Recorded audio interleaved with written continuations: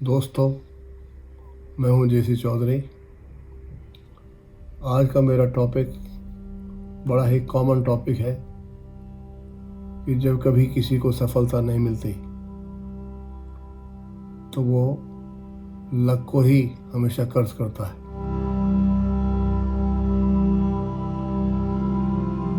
Luck है क्या? क्या किसी ने देखा है इसको?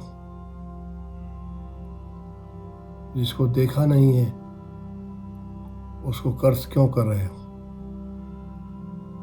सोचने वाली बात है। जब आपको पता ही नहीं, आपने देखा ही नहीं, उसको क्यों कर्ज किया जा रहा है? आपका काम नहीं हुआ, आप लाइफ में फेलियर हुए, तो इसमें लक कहाँ से आ गया? आपका अगर फेलियर होता है तो आपकी कमियों की वजह से होता है, ना कि लक की वजह से होता है। आप एक बार फेलियर होने के बाद पूरी फिल्म को रिवाइंड करिए और स्टेप बाय स्टेप ध्यान से देखें और एनालाइज करें। जब आप step by step her point को एनालाइज करेंगे और लिखते चले जाएंगे तो अल्टीमेटली आपको दिखाई दे जाएगा कि किस स्टेप पे मैं गलत हुआ था।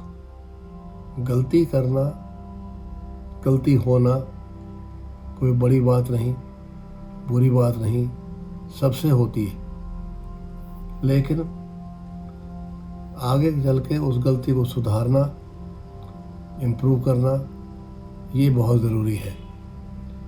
बजाय इस चीज़ को कि हर बार हम कहें हमारी तो किस्मत ही ख़राब है, हम तो पैदा ही गरीब के घर में हुए, हम तो शुरू से ही ऐसे हैं। ये चीज़ें कोई सब्सटेंस नहीं रखती।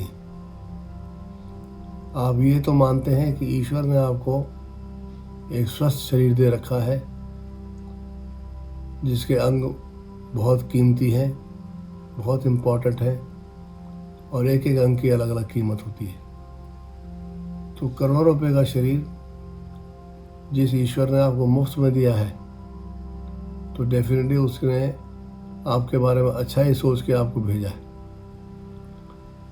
अब आपकी सोच अपनी डिफरेंट है और जैसा आप सोचते हैं वैसा ही बिहेव करते हैं, वैसे ही बन जाते हैं। इसलिए सबसे पहले तो अपनी सोच को पॉजिटिव करना है। हर वक्त इसमें से कोई ना कोई चीज़ अच्छी निकालनी है।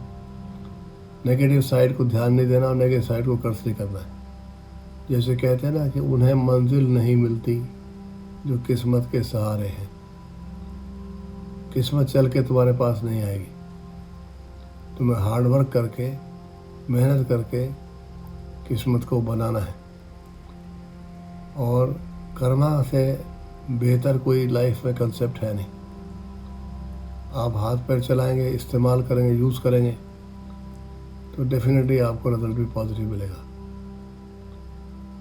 तो अगर हम बार बार किसी चीज़ को रिपीट करते रहें और नेगेटिव तरीके से रिपीट करते रहें तो हम उसका नेगेटिव दायरा और अपने अंदर बढ़ाते चले जाते हैं, जो कि हमारा स्पेस पॉजिटिव का कम करता चला जाता है। तो दोस्तों, ज़िंदगी नाम है मेहनत करने का, स्ट्रगल करने का, गोल पे पहुंचने का। और अगर एक बार में पहले अटैम्प्ट में नहीं भी पहुंच पाए तो कम से कम वो आपको अटैम्प्ट जो होता है एक तजुर्बा दे जाता है, एक्सपीरियंस दे जाता है लाइफ के अंदर। और हर चीज़ के पैसे होते हैं, हर चीज़ की फ़ीस होती है। आप ट्यूशन पढ़ने जाते हैं तो आप पैसे देते हैं, कोचिंग में जाते हैं तब आप पैसे देते हैं, तो कुछ सीखने के लिए फ़ीस तो देते हो। तो जब आप फेल हो जाते हैं आप भी ये सोचिए कि एक्सपीरियंस लेने की मैंने फ़ीस पे की है, मेरा लॉस हुआ है। तो अगर हम हर नेगेटिव चीज़ को एक पॉजिटिव बना कर जीते हैं तो सर्टेनली हमारी लाइफ बेहतर चल सकती है। तो हमें कभी भी हर वक्त लक को नहीं कोसना चाहिए कि मेरा तो लक ही ऐसा है, मैं तो कुछ कर ही नहीं सकता।